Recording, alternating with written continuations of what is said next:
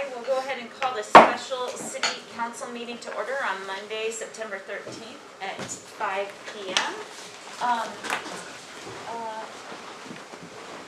Assistant City Manager, could you lead us in the pledge, please? I pledge allegiance to the flag of the United States of America and to the republic for which it stands, one nation, under God, indivisible, with liberty and justice for all. Thank you. Madam Clerk, could you call the roll? Calling tonight's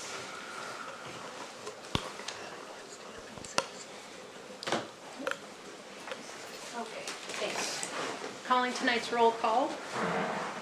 McClure. Here. Osenga. Cease. Here. Backlund. Present. Madam Mayor, we do expect Osenga, I believe, right? Yeah, and I believe Casa Grande also. Okay. So we'll just, if you could just enter the times that they arrive at. You bet. when they do. Demas. Here. And Mayor Terry. Yes. You have a quorum. Thank you. Next on the agenda is citizen comments on any subject except those items scheduled for public hearing. There's no items on the special meeting scheduled for public hearing.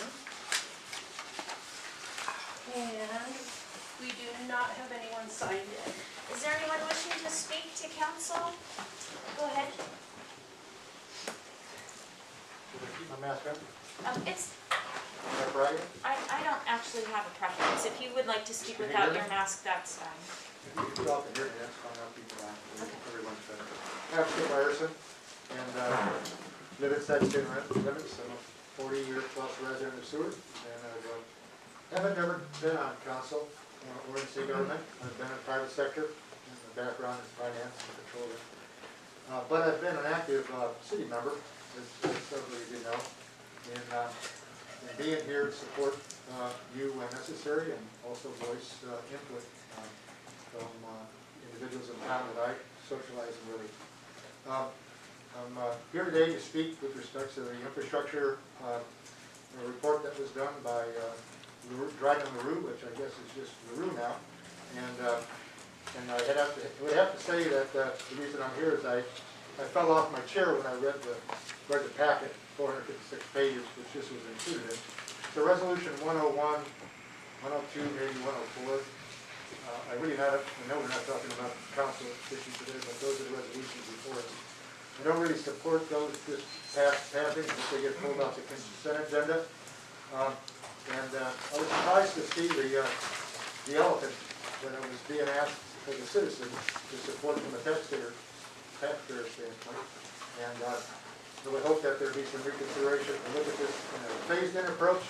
I'm not an electrician by trade, and I do understand a little bit about what makes the city run. And this is an awful big bite to take for us. Don't know how we're going to pay it. I didn't see any consideration in the rate study that was done here back in the spring with respect to $20 million of expenditures. I also don't understand the need for the 115 kV when we've been dealing with and operating this community on 69. That puzzled me. The cruise ships are a futuristic thing. That should be its own revenue bond. SMIC should hold its own court, and they should pay for their operations over there. I think they still break even from a budgetary standpoint with the city. So that needs to stand on its own accord. So I'm not quite sure where this is going or coming from. I know there's been conversations in the past with certain stakeholders outside the community that have an interest in their utility. I do support selling our city electric utility, but I support selling it as a package in its entirety, but that it also has to come with financial disclosure to the citizens to help us understand what is going to be the outfall from that sale. How are we going to replace the $1 million of GF revenue fees that come to the city that we have to replace? So there's a number of questions on the financial aspect of that kind of sale, but I do support that. But again, in its entirety, then you would have some benefits for our communities. It's a small utility, and I just don't understand how we can continue to run that operation given the economies of scale that a larger organization would have if they can handle it. Thank you very much for your time. Thank you, sir. Is there anyone else wishing to speak? Hearing and seeing none, we'll go now to approval of the agenda and consent agenda, and I'm looking for a motion and a second. I move for the approval of the agenda and consent agenda. I second it. Is there any discussion? Madam Clerk, could you call for a vote, please? And this is just on the special meeting, which I know folks spoke to the regular meeting, which it's a little intertwined because we're dealing with both issues, but this is just for the special meeting. Voting on tonight's agenda and consent agenda. McClure, Yes. Demas, Yes.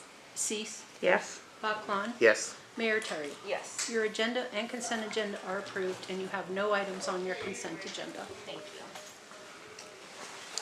Next on the agenda is special orders, presentations, and reports, and we'll turn it over to administration, electric utility infrastructure project presentation.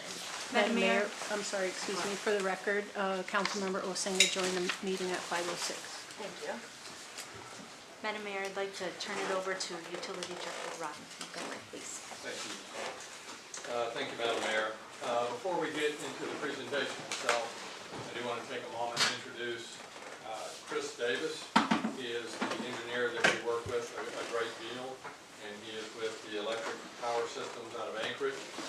And also we have here Pat Dimitrovich. I think all of you know Pat, as our power operations supervisor.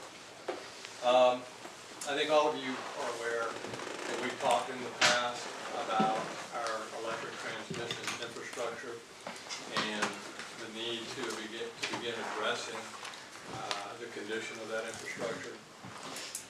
Today, what we want to do is start taking that deeper dive with each of you, go into more detail, and we can talk a little bit too about the projected cost that goes into it.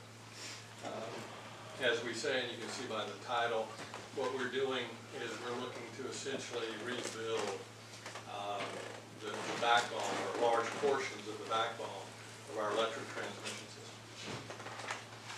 Where we are today is we currently own about 50 miles of transmission line, and then we also own 3 substations at Fort Raymond, Lawing, and Spring Creek, which is at the end of Nash Road. All of our substations, you've heard us say in the past, need some sort of work, some more so than others, but the large transformers in those substations absolutely need to be replaced at this point. Most of them are in that 40-year-old, and they're beyond their service life.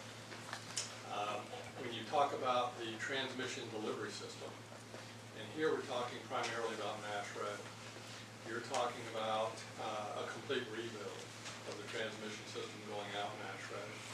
Many of the power poles, and you'll hear more about this later, were installed back in the 50s and 60s, so that puts them at close to 70 years old. And the last point there, we also need to look at increasing the voltage capacity of the substations and the lines coming into Seward if we're anticipating future load growth that warrants that move. So I believe you heard Mr. Ryerson say, you know, if you're looking at possibly doing cruise ships at some point in the future, then we would absolutely need to make this kind of upgrade to our system. But this outlines, we've divided it up into 5 different projects. You've got the Nash Road rebuild. That particular work, as I said, is almost a complete rebuild of the system. Poles are going on, and conductors and other equipment's going on 70 years old. And we would want to upgrade the capacity down Nash Road from 69 kV to 115 kV. We may not have to operate at 115 kV right away, but we can continue to operate at 69 kV. Again, if you're looking at development of SMIC, and if you're looking at future development along Nash Road and further out, then we would certainly want to upgrade the system to the 115 kV. The Seward Highway transmission upgrade, that is just a small transmission upgrade along the last half mile of the transmission system that's entering from around Dick Graff Road into Fort Raymond substation. Good news is, from Moose Pass, from our Lawing substation, all the way to Dick Graff, it's already built and insulated at 115 kV. Only the last half mile section was never insulated and built for 115. So we would want to upgrade that going into Fort Raymond. talk a little bit more as we get there. Substation voltage conversions, that's basically a lot of the work around upgrading from the 69 to the 115. Our Spring Creek substation, that's the one out of SMIC, serves SMIC and the correctional facility. That's looking at a fairly complete overhaul of that particular substation. And as we look to the future, if we do see that we're going to grow our load, especially if we're looking at cruise ship power, we would want a new harbor substation. I don't know where it would be placed, but we would want that, and we would need to extend the 115 kV lines from Fort Raymond into that substation. Again, that is a project that your load is going to dictate as we look at the future. All right, there's Nash Road. Kind of covered a lot of the details on that when you've heard them before. Recently, we had an engineer from Two Gas Electric that was in town. He looked at Nash Road and he said that many of the poles on Nash Road would probably fall if they weren't being held up by the tension in the power lines.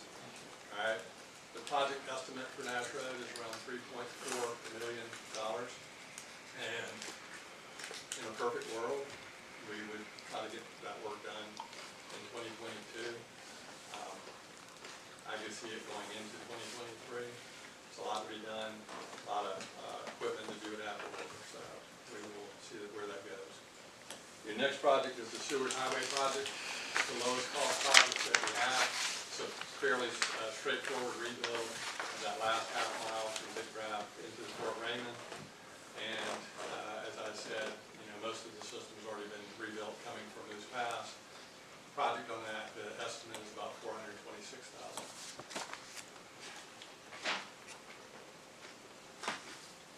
The substation voltage conversions. This is the most expensive project we have in our list of 5.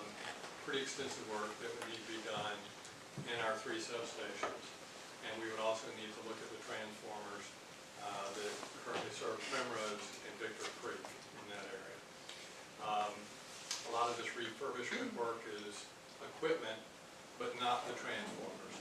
I intentionally pulled the transformers themselves. We'd be looking at ordering 7 new transformers out of this particular project and just look at the related equipment and the refurbishment that we would have to do in those substations. So understand that the transformers themselves are not in that project estimate. That project estimate is about $5.5 million, $5.6 million. And that would probably go into 2024 or maybe even beyond before we complete all of the work. Perfect world, again, you're looking at 2023 or 2024. Maybe we can get it done. I mentioned the Spring Creek substation down at the end of Nash Road. That's a complete refurbishment in many ways. You've heard Pat Mitrovich talk about the LTC for controlling voltages in the substation. That would need to be rebuilt or replaced entirely. The low tap changer. There's also a number of other pieces of equipment in the substation that we would need to replace. And that particular project would be around $3.4, $3.5 million. And is something, again, that we would probably be looking at the 2023, 2024 time.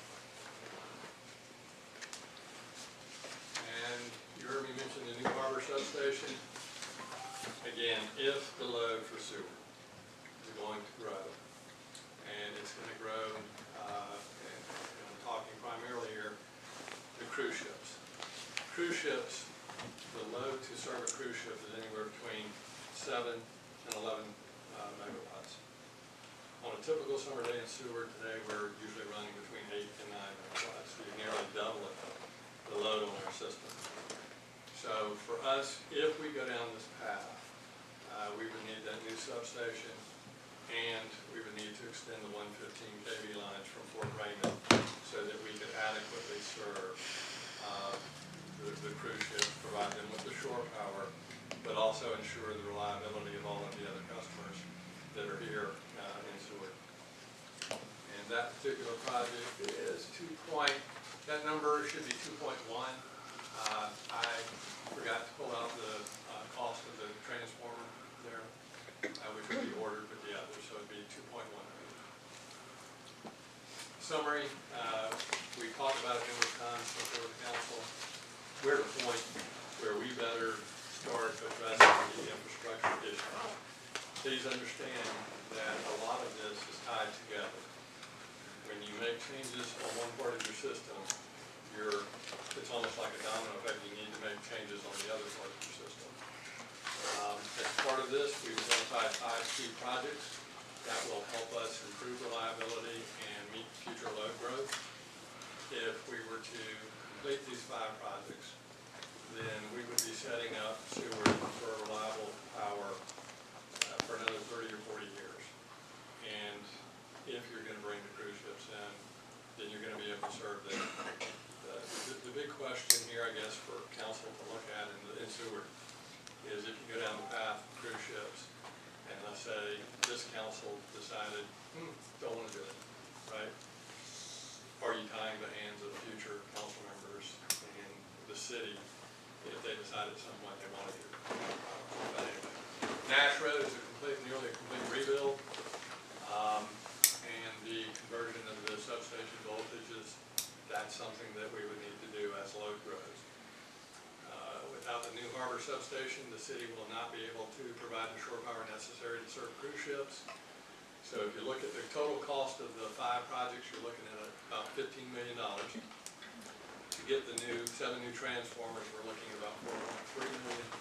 So your total infrastructure cost is in the ballpark of $19.4 million to complete all of this work. So we have been working with the finance department to figure out how we can finance this, and we come to the revenue bond is probably our best option at this point. And we can open it up to questions for me or any other member of our group.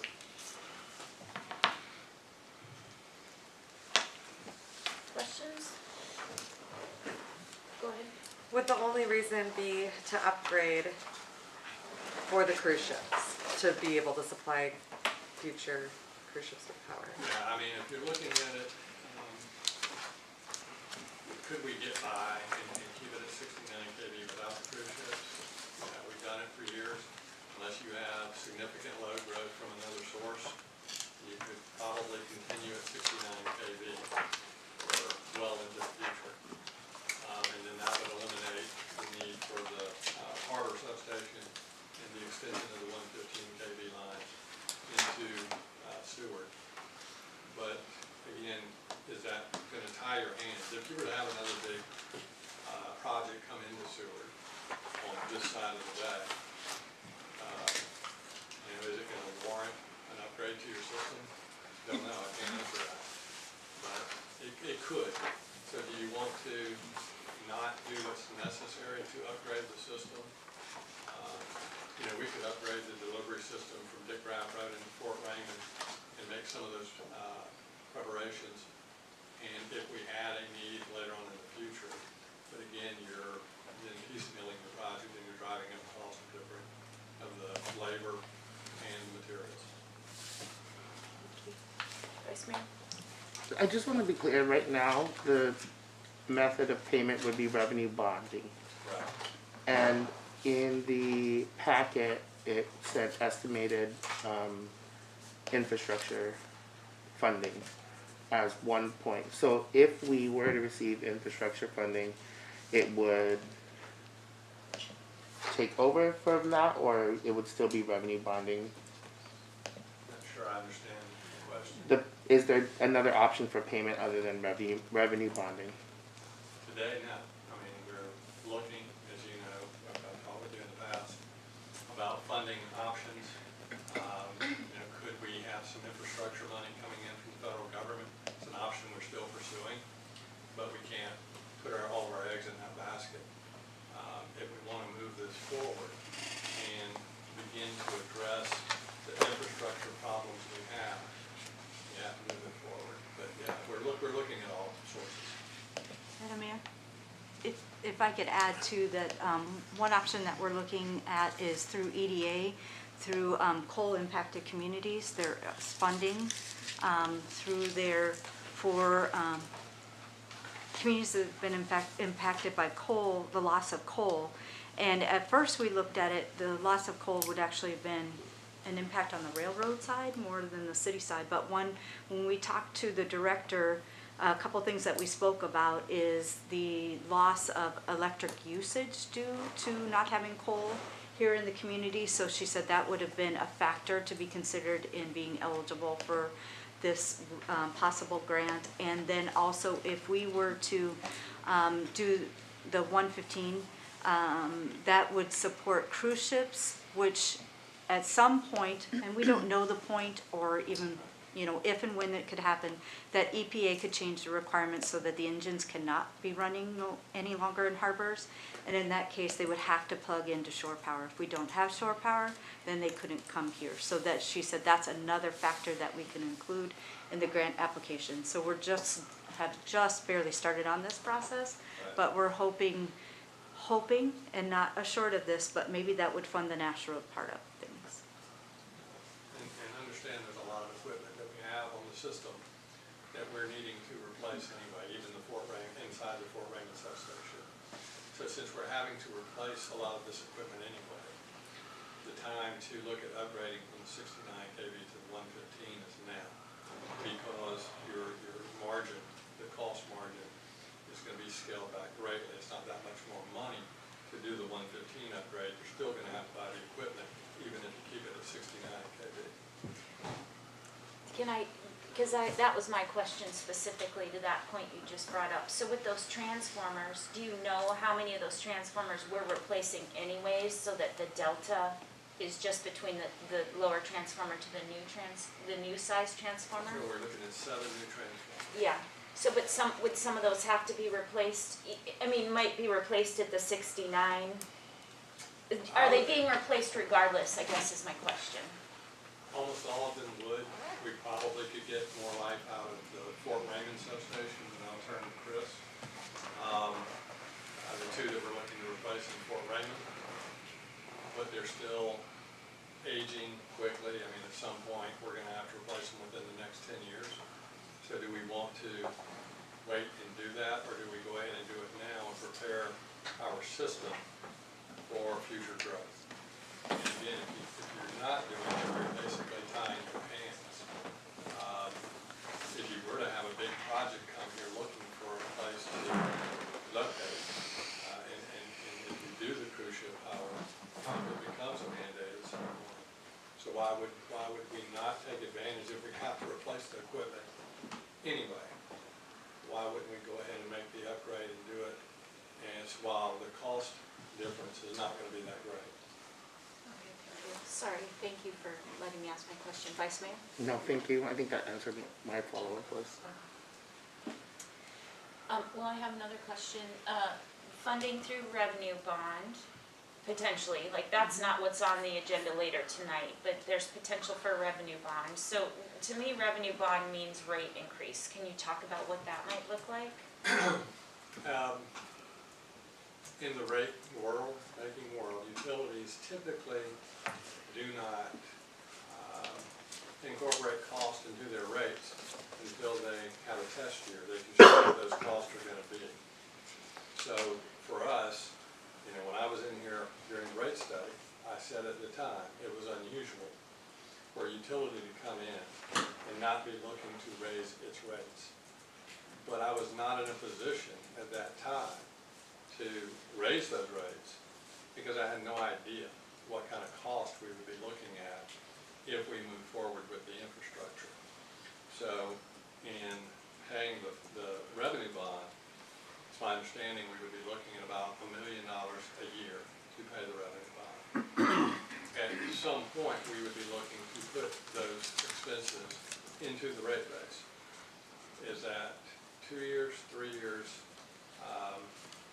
You know, we have money in our enterprise fund that can cover us for a year or two. But at some point, we would build what we're paying for the revenue bond into our rates. But you would never do that beforehand. And that's just a part of rate making. I would any of the infrastructure costs into the rates during the rate study, that would have been inappropriate. It's not the way it's done. You have to wait until you know what kind of cost and what your costs are and what you're spending. And you do that over the course of at least 12 months before you look to work that into your rates. And then a follow-up to that would be, so that electrical enterprise funds does have savings. Correct. And so, how would that be incorporated into the cost of some of these projects? Well, we had a need to move forward with ordering the transformers. They are 40 years old, most of them, in poor condition. So if we're going to move forward and order the transformers, because the wait could be up to 72 weeks, so you're looking at over a year at that point. We need to pull the trigger on an order. Typically, when you purchase transformers, they can be done over 4 or 5 installments of equal amounts. So our plan would be to use some of our enterprise funds to make the first 1 or 2 payments until we can get the revenue bond funds coming in. Just for that, pretty much. Right, and we actually, I just wanted to let you guys know that we have our bond counsel on standby. She's available around this time if you guys wanna call her.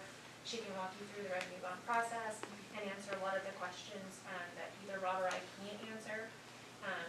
I actually prefer revenue bond over a GO bond just because of the flexibility and the long-term financing that's available with it. It doesn't impact, your mill levies, things like that.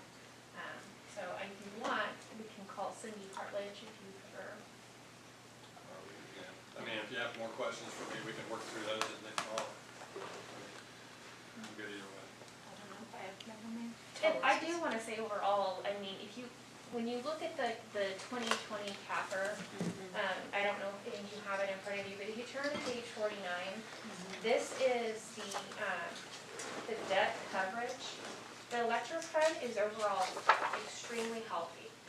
So if we were to go the revenue bond route, which is why we were finance decided to go this route, if you look at the debt coverage, electric is 7.19 versus the harbor, which is 1.41. If we're gonna do a revenue bond, we have to be able to have a 1.3 bump, which means that the fluctuation between the revenue that we're gonna be requesting or applying for has to have a fluctuation of a 1.3% rate increase. We're at 7.19. So the amount of revenue that we get in for electric every single month, it's much less than what we would be paying every month for the revenue bond. Okay, so let me just clarify. So what I understand for you to say is that our current rate payers, like say, we wouldn't necessarily have a rate increase even with the bonds because there's enough of a margin monthly and annually, not necessarily. Correct. So the thing with a revenue bond that's different from a GO bond is it's based off of current revenue flows. It's not based off of rates. So one of the things that we're really healthy with electric is that we already have a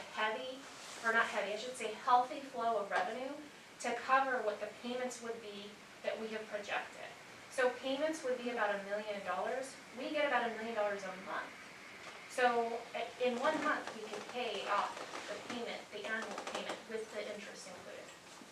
May I also ask a question to clarify?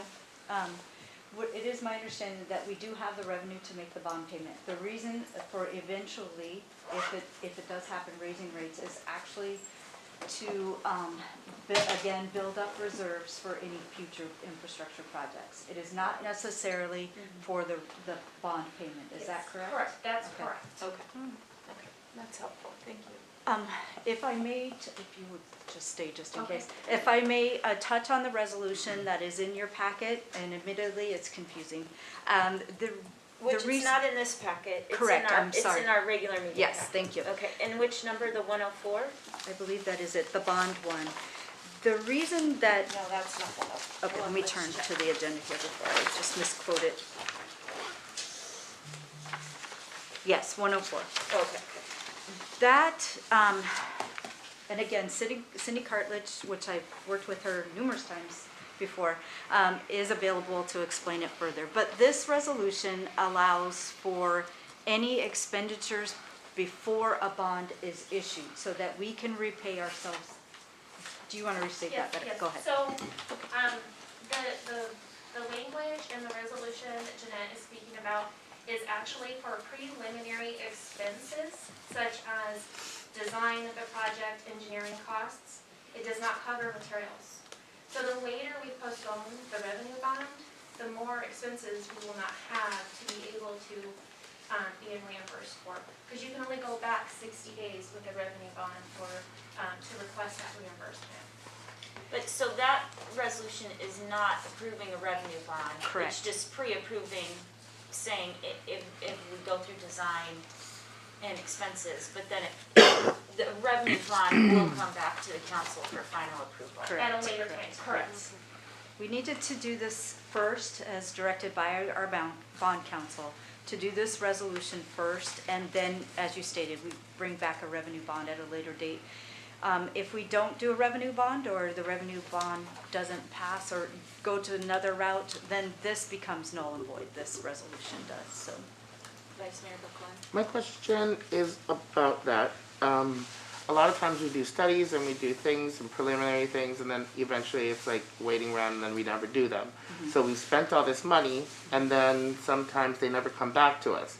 So if we don't get this, how much, I don't have the packet in front of me, but I guess I'm just wanting to make sure that this is like, we're gonna move along with this and not just spend money on a study and be stuck with money that we spent on a study somewhere. Correct. My understanding is the study is complete. We have all of the information, that they've worked together for all of the information, so the study is complete. So we are at the point of now moving to the next step. Do you want to Correct. expand? Yeah, I mean, when you look at it as a whole, you've heard us again talk about the condition of the infrastructure. And when you look at the lead time for ordering and actual delivery, if we don't start taking these steps now, I mean, especially Nash Road, you look at Nash Road, that could go at any time. Chris, our engineer, made the comment before we walked over that he's hoping that we get through the winter without a big problem over on that road. It's step back. And if we don't start taking these steps today, we're not doing our jobs. We're being negligent in the role we play. It's my job as the utility director to not just make decisions based on, what I need to do tomorrow. I'm looking 10, 15, 20, 30 years out in my decisions and our decisions as a team. We talk about them all the time. And what's best for Seward today is to begin addressing the infrastructure issues that we have. And since we're having to address these issues and we're having to order equipment and materials, and we're talking about possibly bringing in cruise ships, or why limit ourselves if there's another big business that would like to come into Seward? Why wouldn't we build the system to prepare for that today? And so I don't, my goal here is to help Seward and help the community and put the Seward in a place where it doesn't have to worry about its electric reliability for many, many years. And so I don't really have any other motive other than trying to help Seward do what's right and build the system the way it should be. And Chris can attest to the fact that a good portion of our infrastructure, they were talking about replacing it and rebuilding it back in the 90s, and it didn't happen. Now we're 30 years later, and it's in my lab, it's in Pat's lab, it's in EBS's lab, and we have to start dealing with it, or we're going to have major issues. And since we're dealing with it and we have to deal with it, let's build it back the right way. Let's do what we need to do to make the system robust, to dependable, and that we're prepared should we decide to take on cruise ship power, or we have another big opportunity that comes to us. And hey, if there's a way we can fund this with federal money or other ways that we can look at, we're all for it. I would love nothing more than to hear later this year, early next year, we're getting federal dollars to put towards this. I just can't wait on it. We're at that point where waiting is not an option. Are there any further questions? Councilmember Cascarino? I did call earlier and see if we could get totals. I just want to see kind of a bird's eye view of the electric fund reserves, of what the reserves were 10 years ago and 5 years ago.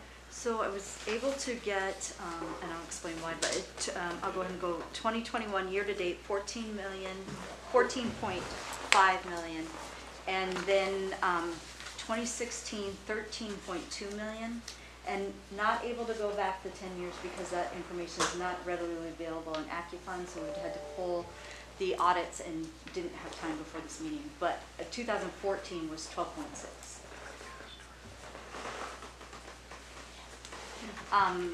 And then I still will get you the 10-year. I just was not able to get it. This gives a really good idea, but it's increasing. Did you have a follow-up? I'm sorry. I did, but I forgot it.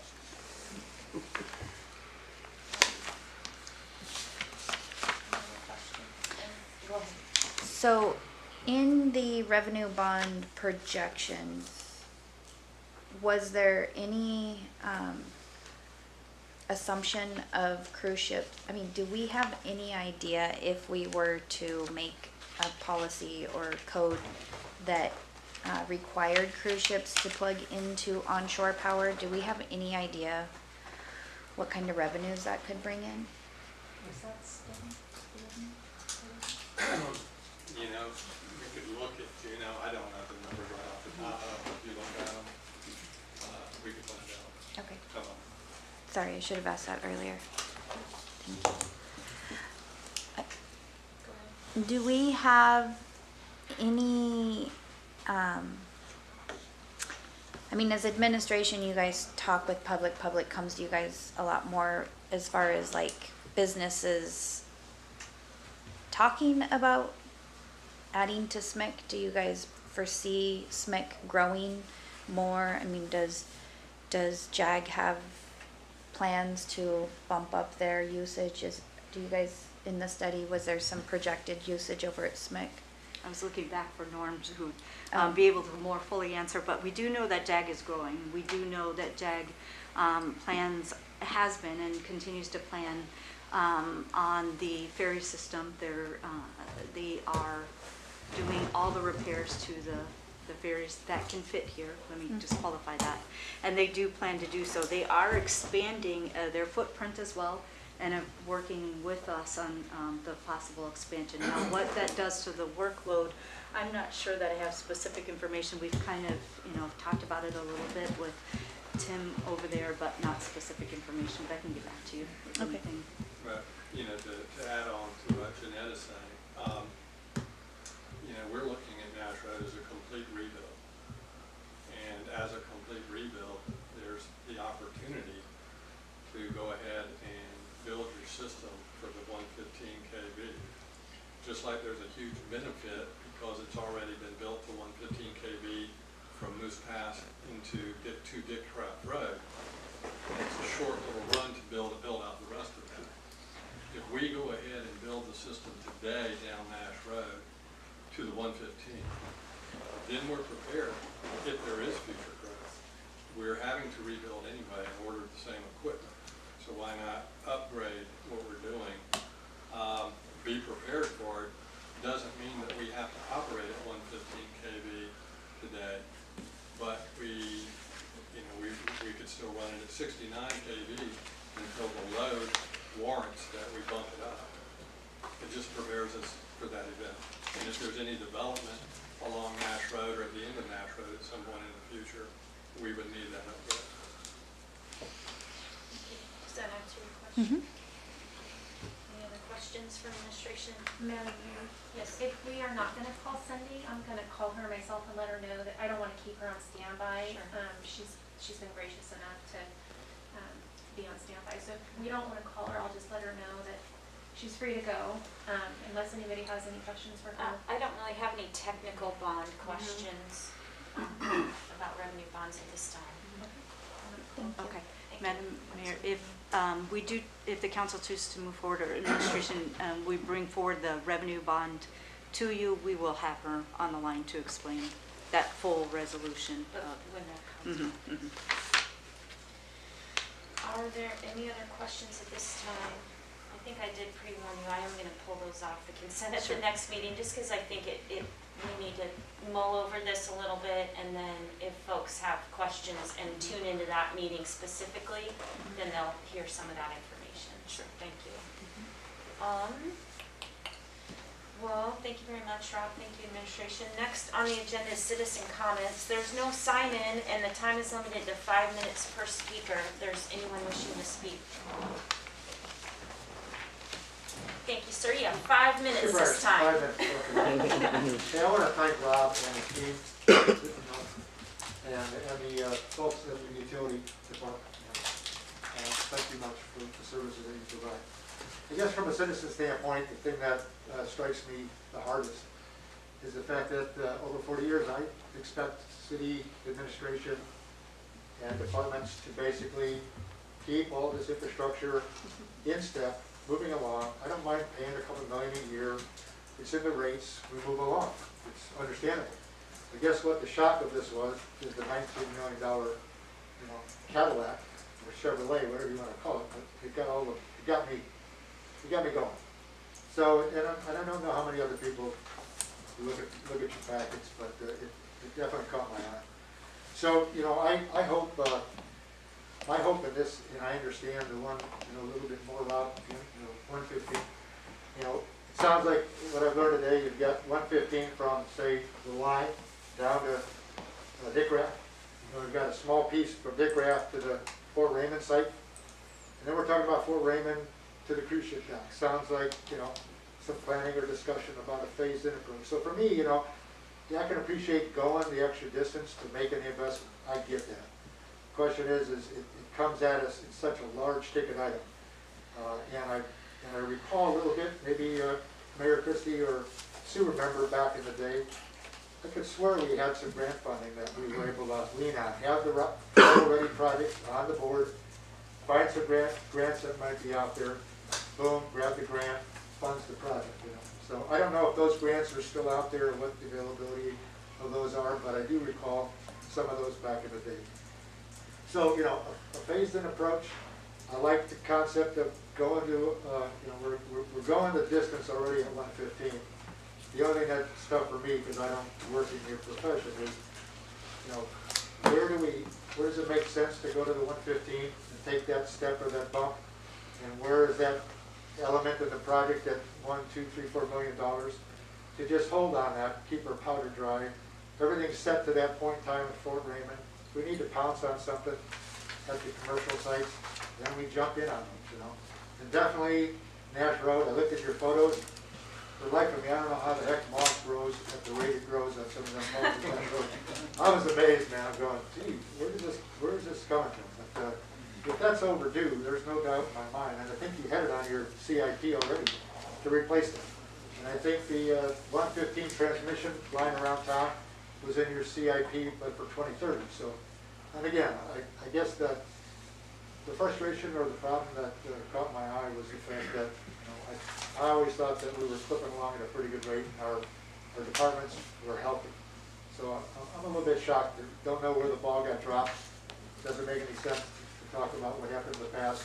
We need to look forward and try to get a fix on this. But the fix hopefully is maybe at a little bit more digestible approach where we're taking 6 or 7 bites out of the elephant, not just one.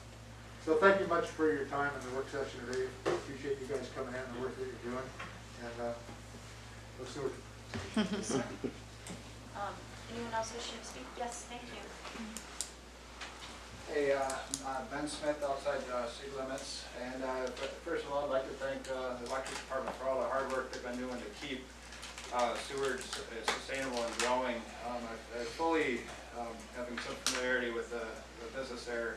The lead time on these things, on the transformers, is very long. It can be substantial, so that's one of the reasons why, you know, if you hear an expert in the field say, we need to do this now, we need to do it. You know, it's not something that you can just order. It takes a long time to get this material in place and plan for it and do the engineering. So hearing some of the, you know, the conditions in 40-year-old transformers, it's time. The other thing I would like to comment on is going with the higher voltage, the cost to actually build out. I didn't see the exact numbers, but it's not, you know, if we're going to do it, we should do it for future expansion and support the SMIC development, support the ability to do cruise ship docks, and you'll get, depending on the modeling, you'll probably get better power factor, and I know it's been brought up before. I'm not exactly sure you can comment on that, but going with the higher voltage, you know, you get less current, and that'll help with our line loss. So there's an efficiency thing there. Another thing to think about in the future is electric car charging is huge on a lot of people's plates right now, and that takes a lot of current all at once. So that higher voltage will help support that if anything ends up the way there. So that's something I see a lot on the trade magazines. It's a big ticket item that we're not quite ready for, and this is another thing we could kind of add to that mix. But overall, yeah, I think it's a big ticket item, and it's a big project, but it's obviously a necessity, and that's about all I got. Thank you for your time. Thank you. Is there anyone else wishing to speak? Go ahead. Hi, I'm Chris Davis. I'm from Electric Power Systems, and so I helped Rob and Pat come up with the polls we have in front of you. There are several things to consider with respect to the urgency of some of these things. So for one, for Nash Road, it is definitely a need. Jack Anderson, who many of you know, he was saying back in 1984 they were needing to do this back then. So Nash Road is an urgent need and it can't wait. The voltage conversion, I did some voltage drop calculations, and thank you for bringing that up. That was good information to consider. You could maintain at 69 kV without considering the harbor. If you bring in more harbor power, you will eliminate all your capacity. You'll max it out. So then you'll be in a place where you can't add additional loads such as SMIC, JAG, or anywhere else. So you could add the harbor, but then what else you can do? So you can't do anything else. So you're putting your future city in a tight position where they can't do anything behind their hands. With respect to the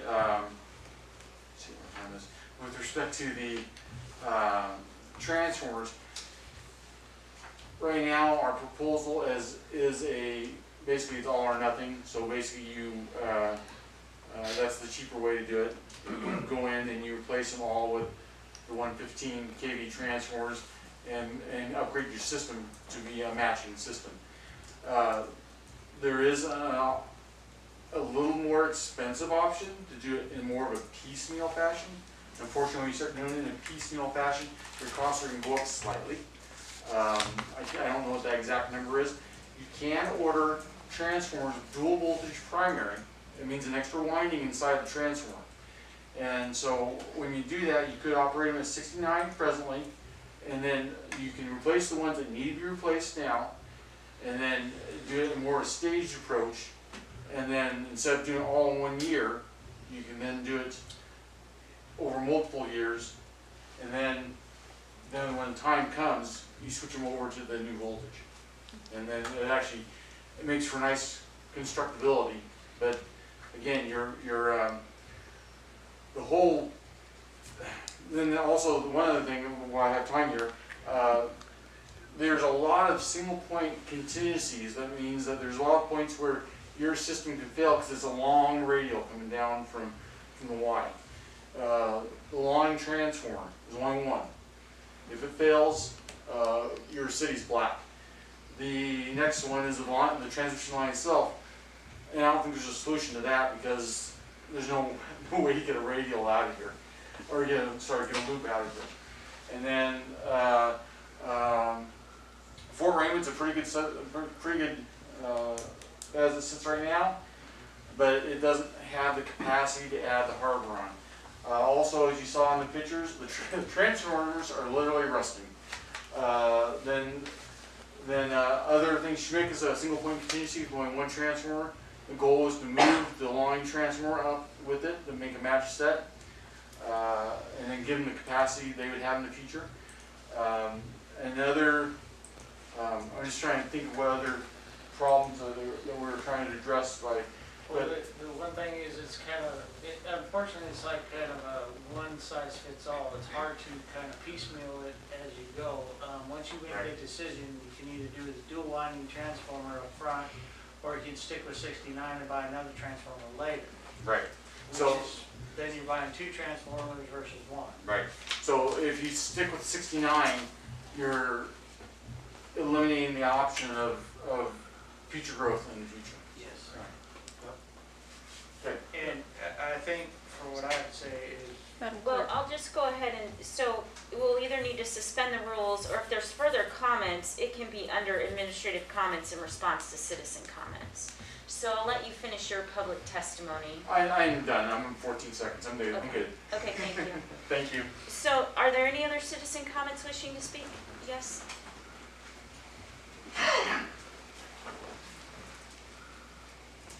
We have a pet outside city limits. I sat in the back of the room and I watched Rob do his presentation.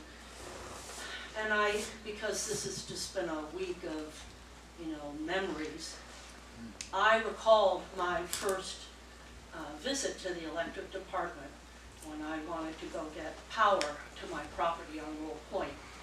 And I ended up leaving the office in tears. We've come a really long way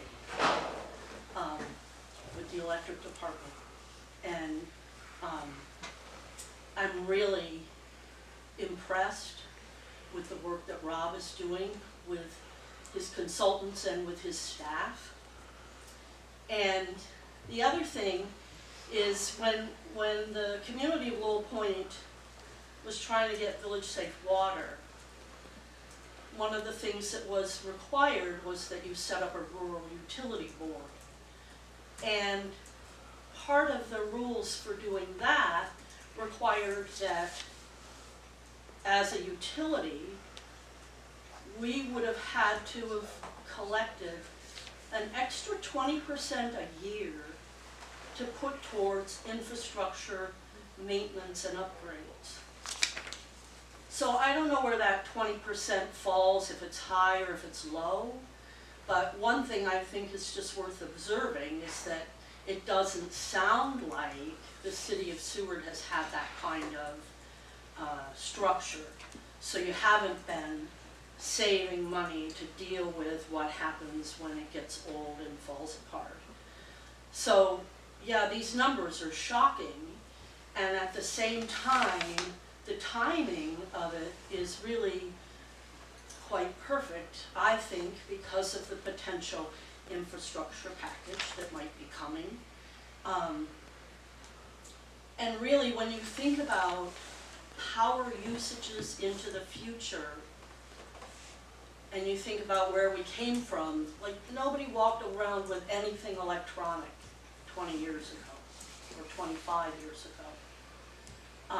And now, many of us have more than one phone that we're packing around. And all of this takes power, right? So I just really encourage you to embrace these proposals from Rob, because I think he knows what he's talking about. And I think the future of Seward will look a lot brighter.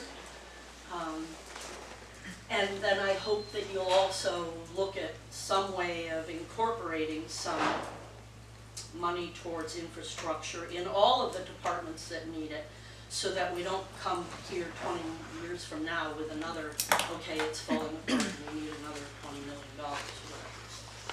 Thank you for your time. Is there anyone else wishing to speak? Hearing and seeing none, the next item on the agenda is council administration comments in response to citizen comments. I'll start with administration if there's any further comments. I do not have any, sure. Or further comments. I'll look to council and see if there's any comments. I'll start with Councilmember Demas. No comments, thank you. Councilmember Casagrande. No, thank you. Councilmember Cease. Yes, I have one. If we put the electric for the cars on there, will there be a charge for them to use it? Were you talking about electric vehicles? Yes. Yes. They will be covered. All right, thank you. Any further comments, Councilmember Cease? No. Councilmember Osenga? No comments. Councilmember McClure? Vice Mayor Buckland? Yes, I had 2 comments. One, I know that we talk about grants a lot, and I appreciated Mr. Ryerson's comments. I would like to see maybe before the next grant cycle, or the next budget cycle, something like how we use with on-call engineering services, but maybe on-call grant writing services. And maybe a budget, line item budget for that, so that we can go out, get grant writing services, which would free up the departments more time to do the work that they need to do, and then get the grants written to get money that we can get that we are possibly missing out on. I am in favor of the harbor substation. I do think that is something that could be a return on investment. If we were to put something in, that the $3 million, $2.8 million would be something that we could still generate more revenue from, and if it was going to be done in that sense, we would still be seeing a return on that probably pretty quickly. If we're seeing $1 million a month in revenue and doubling that to $2 million in revenue, then it would make sense to add on that into this project. So that was my 2 comments. Thank you so much to the administration for their work on this. And I have no comments, and I'm going to go ahead and move to go into executive session to discuss electric utility infrastructure per Seward City Code 2.10.030B1 matters, the immediate knowledge of which would clearly have an adverse effect on the finances of the city, to include the city attorney, the city manager, assistant city manager, electric utility director. Is there anyone else I need to include? And I'll look for a second for my motion. I'll second. Madam Clerk, can we call for a vote on that? Voting to move Unless in, there's discussion, I'm sorry. Can we call for a vote? Sorry about that. voting to move into executive session. Casagrande, Yes. Buckland, Yes. McClure, Yes. Osenga, Yes. Cease, Yes. Demas. Yes. Mayor Terry. Yes. That motion is approved. Great. And for the record, Casagrande has been in the meeting since 5:10. Thank you. Okay, so we'll ask for the council chambers to be cleared. We are coming back for a regular meeting.